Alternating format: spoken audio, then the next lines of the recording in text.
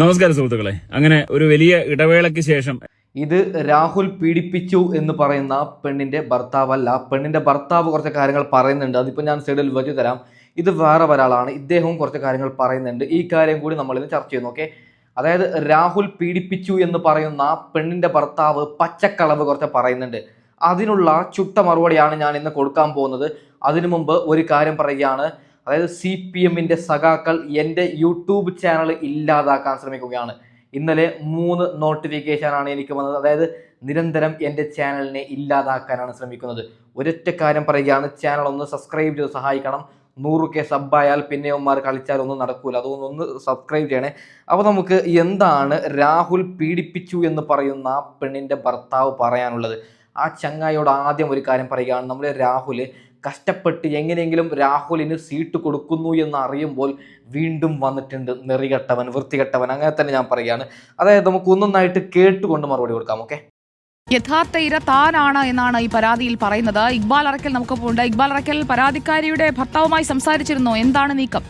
സുജയ്, എന്തായാലും രാഹുലിനെതിരായിട്ടുള്ള ഈ പരാതിയുമായി മുന്നോട്ട് പോകാൻ തന്നെയാണ് ഈ പരാതിക്കാരന്റെ തീരുമാനം എന്ന് പറയുന്ന നേരത്തെ. ഓക്കെ, ഭർത്താവിനോട് ഒരു കാര്യം പറയുകയാണ്. എടാ, നിനക്ക് ബോധമുണ്ടോ? എന്തിനെന്നല്ലേ ഇങ്ങനെ പറഞ്ഞത്? കേസിന്റെ ആദ്യഘട്ടത്തിൽ നിന്റെ ഭാര്യ എന്താണ് പറഞ്ഞത്? ഞാനും ഭർത്താവുമായി 4 ദിവസം ബന്ധം, അതിനുശേഷം ഞങ്ങൾ പിരിഞ്ഞു എന്നാണ് നിന്റെ ഭാര്യ പറഞ്ഞത്. അത് നിനക്ക് ഓർമ്മയുണ്ടോ? പിന്നെ എന്തിനാണ് നീ ഇപ്പൊ കേസിന്റെ പിറകെ പോകുന്നത്? നിന്റെ ഭാര്യ തന്നെയാണ് പറഞ്ഞത്. അതിജീവിത എന്ന നിന്റെ ഭാര്യയാണ് പറഞ്ഞത്, ഞാനും എൻ്റെ ഭർത്താവുമായിട്ട് 4 ദിവസമാണ് ഞങ്ങൾ ബന്ധപ്പെട്ടത് എന്ന്.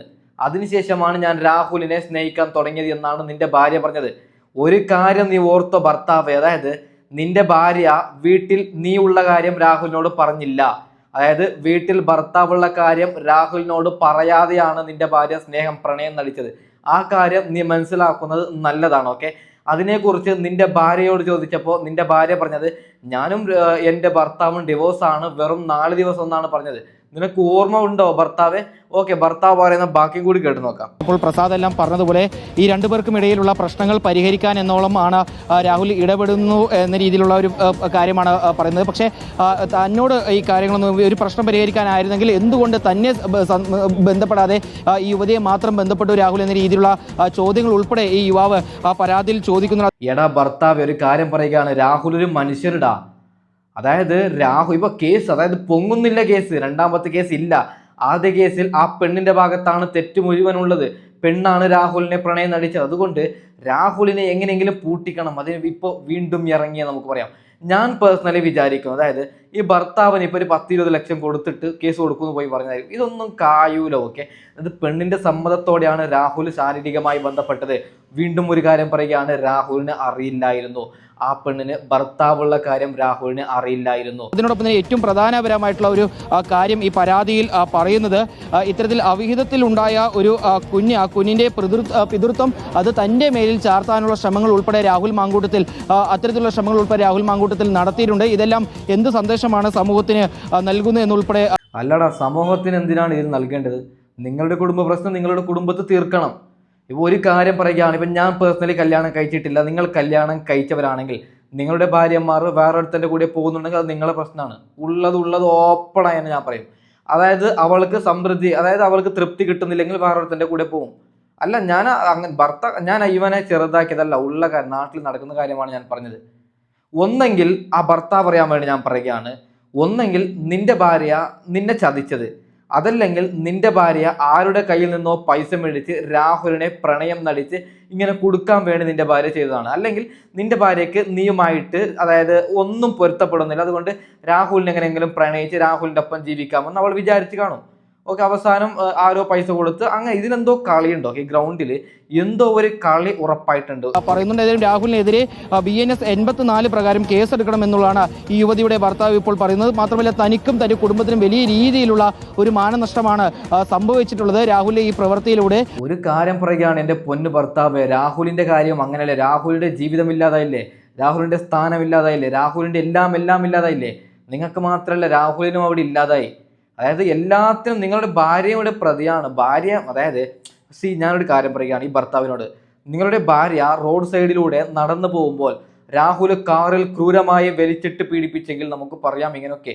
നിങ്ങളുടെ ഭാര്യ പരസ്പര സമ്മതത്തോടെയല്ല എൻ്റെ പൊന്നു ഭർത്താവെ പീഡിപ്പിക്കുന്നത്.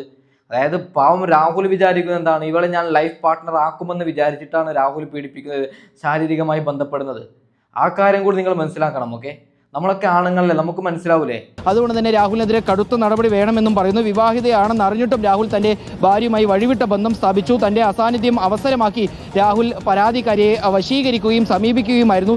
ഒരു കാര്യം പറയുകയാണ് ഭർത്താവേ, അപ്പം നിന്റെ ഭാര്യ എല്ലാം ശരി, നിന്റെ ഭാര്യ ചെയ്തതെല്ലാം ശരി, രാഹുൽ ഭാര്യയെ അതായത് ആക്രമിച്ച് കത്തിയൊക്കെ കാണിച്ച് പീഡിപ്പിച്ചതല്ലേ, എന്തൊന്നാണല്ല നമ്മുടെ ഭാഗത്ത് തെറ്റുണ്ടെങ്കിൽ തെറ്റ് നമ്മൾ സമ്മതിക്കണം.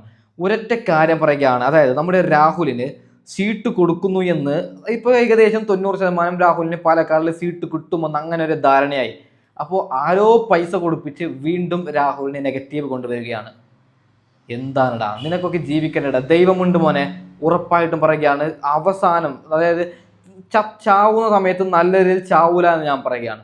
ഒരു മനുഷ്യൻ ഇത്രയധികം എന്തിനാണ് ക്രൂരമായി പീഡിപ്പിക്കുന്നത്? പാവം രാഹുൽ ഒരു മനുഷ്യനല്ലേ. അപ്പോൾ ഇവൻ്റെ ഈ ഭാര്യ ഒന്ന് ചെയ്തെല്ലാം ശരി, രാഹുൽ ചെയ്തെല്ലാം തെറ്റല്ലേ. ഓക്കെ, നമുക്ക് എന്തായാലും ബാക്കിയും കൂടി കേട്ട് നോക്കാം. തങ്ങൾ തമ്മിലുള്ള പ്രശ്നം തീർക്കാനാണ് എന്നുള്ള ഒരു ശ്രമമാണ് രാഹുൽ ആദ്യം നടത്തുന്നത്. പക്ഷേ രാഹുൽ ആ വാദം പൂർണ്ണമായും തെറ്റാണ്. പ്രശ്നം പരിഹരിക്കാൻ രാഹുൽ ശ്രമിക്കുകയായിരുന്നെങ്കിൽ തൻ്റെ അടുത്തുകൂടി വരണമായിരുന്നു. പക്ഷേ രാഹുൽ അത്തരത്തിലൊരു ശ്രമവും നടത്തിയില്ല എന്നുള്ളതാണ് ഈ പരാതിക്കാരൻ ഇപ്പോൾ പറയുകയും ചെയ്യുന്നത്. ഇതിൽ ഏറ്റവും പ്രധാനമായി എടുത്തു പറയേണ്ടത് ആ പരാതിയിൽ പറയുന്ന നേരത്തെ ഞാൻ സൂചിപ്പിച്ചിട്ടുള്ള മറ്റൊരു ഭാഗം തന്നെയാണ്. അതായത് അവിഹിത ബന്ധത്തിലുണ്ടായ കുഞ്ഞിൻ്റെ പിതൃത്വം നിയമപരമായി ഭർത്താവായുള്ള എൻ്റെ മേലിൽ ചാർത്താൻ പ്രതി ബോധപൂർവം ശ്രമിച്ചു എന്നുള്ളത്. ഭർത്താവിനോട് ഒരു കാര്യം പറയുകയാണ്, മോനെ ഭർത്താവേ, അതായത് നിന്റെ ഭാര്യ പറഞ്ഞത് 4 ദിവസമാണ്, കല്യാണം കഴിഞ്ഞിട്ട് 4 ദിവസം മാത്രമാണ് എൻ്റെ ഭർത്താവുമായിട്ട് ഞാൻ ഒരുമിച്ച് ജീവിച്ചത്, അതിനുശേഷം ഞങ്ങൾ ഡിവോഴ്സ് ആണെന്ന് നിൻ്റെ ഭാര്യയാണ് പറഞ്ഞത്. അപ്പോൾ ഡിവോഴ്സായ നിന്നെ എന്തിന് വിളിക്കണം? ഇപ്പോൾ രാഹുൽ സ്വാഭാവികമായിട്ട് ജാമ്യത്തിൽ ഇറങ്ങിയതിന് ശേഷം എങ്ങനെയെങ്കിലും ഈ പ്രശ്നം പരിഹരിക്കാൻ ഒരു ചർച്ച നടത്തുന്നു. അപ്പോൾ അങ്ങനെ ഒരു ചർച്ച നടത്തുമ്പോൾ എന്നോട് എന്തുകൊണ്ട് പറയുന്നില്ല എന്നാണ് ഇവിടെ ഭർത്താവ് പറയുന്നത്. അപ്പോൾ ഭർത്താവിനോട് ഞാൻ പറയുകയാണ്, നിങ്ങൾ തന്നെ ഡിവോഴ്സ് എന്ന് പറയുന്നത്, നിങ്ങൾ തന്നെ അല്ല എന്ന് പറയുന്നത് എന്തെന്നാണ് ഭർത്താവേ? അപ്പോൾ എനിക്ക് തോന്നുന്നത് ഈ ഭർത്താവിന് കുറച്ച് പൈസ കിട്ടി എവിടെ നിന്നോ, അതുകൊണ്ടാണ് ഭർത്താവ് നിലവിൽ കേസുമായി പോകുന്നത് എന്നാണ്. രാഹുലിനെ നിങ്ങൾക്ക് തൊടാൻ പറ്റില്ല ഭർത്താവേ. ഓക്കെ, നമുക്ക് എന്തായാലും ഭർത്താവ് പറയുന്ന ബാക്കിയും കൂടി കേട്ട് നോക്കാം. പ്രത്യക്ഷത്തിൽ താൻ മനസ്സിലാക്കുന്നു, ഇത്തരത്തിൽ അവിഹിത ബന്ധം നടത്തിയ ഒരു നിയമസഭാ സാമാജികൻ എന്ത് സന്ദേശമാണ് ഈ സമൂഹത്തിന് നൽകുന്നത്? ഇയാൾക്ക് ഇനി ഒരു അവസരം നൽകരുത്, ഇയാൾക്കെതിരെ കടുത്ത നടപടി വേണം എന്നുള്ള ഒരു ആവശ്യമായാണ് ഇപ്പോൾ ഈ യുവാവ് രംഗത്തേക്ക് എത്തിയിട്ടുള്ളത്. നേരത്തെ ഈ ആരോപണങ്ങളെല്ലാം വന്ന സമയത്ത് ഈ യുവാവ് പ്രത്യക്ഷ പുറത്ത് വരാനോ ഈ പരാതി നൽകാനോ പ്രതികരണങ്ങൾ നടത്താനോ യാതൊരു രീതിയിലുള്ള ശ്രമങ്ങളും നടത്തിയിരുന്നില്ല. പക്ഷേ ഭാര്യയെ നല്ല രീതിയിൽ നോക്കണം. കല്യാണം കഴിച്ചിട്ട് എങ്ങോട്ടെങ്കിലും ഓടേണ്ടതല്ല. വീട്ടിൽ അവൾക്ക് തൃപ്തിയാണോ, ഞാൻ ഓക്കെ ആണോ, അങ്ങനെയൊക്കെ ചിന്തിക്കണം. ഇല്ലെങ്കിൽ ഇങ്ങനെയൊക്കെ വരും. ഓക്കെ, അല്ല ഞാനൊരു കാര്യം പറയുകയാണ്. ഇപ്പോൾ അതിജീവിത എന്ന് പറയുന്ന ആ ഭാര്യ, അവൾ ഈ ഭർത്താവ് നല്ല സ്നേഹവും കാര്യങ്ങളൊക്കെ കൊടുക്കുന്നുണ്ടെങ്കിൽ വേറൊരു പുരുഷനുമായി പോകൂലെന്നേ. അതായത് ഇവൻ്റെ ഈ ഭർത്താവിൻ്റെ മിസ്റ്റേക്ക് കാരണമാണ് ആ ഭാര്യ അങ്ങനെയൊക്കെ ചാടുന്നത്. ഇപ്പോൾ രാഹുൽ മാങ്കുളത്തൻ തൂക്കിക്കൊല്ലണമെന്ന് പറഞ്ഞിട്ട് എന്ത് കാര്യമുള്ളത്? അവൾ തെറ്റ് ചെയ്തതല്ലേ. അല്ലാതെ രാഹുൽ നടന്നു പോകുന്ന പെണ്ണിനെ പിടിച്ചിട്ട് കാറിൽ കയറ്റി പീഡിപ്പിച്ചത് ഗോവിന്ദചാമിയെ പോലെ അങ്ങനെയൊന്നും അല്ലല്ലോ.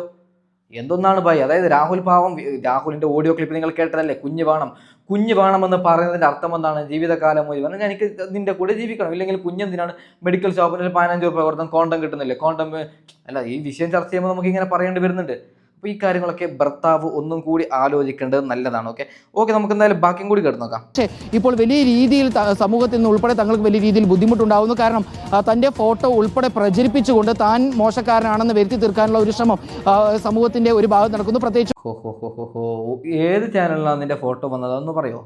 ഭർത്താവിനോടാണ് പറയുന്നത്. ഒരു ചാനലും, ഞാനൊരു യൂട്യൂബറാണ്, നമുക്ക് ഇങ്ങനെ എന്തെങ്കിലും ആരെങ്കിലും ടപ്പ് കിട്ടുന്നുണ്ട്.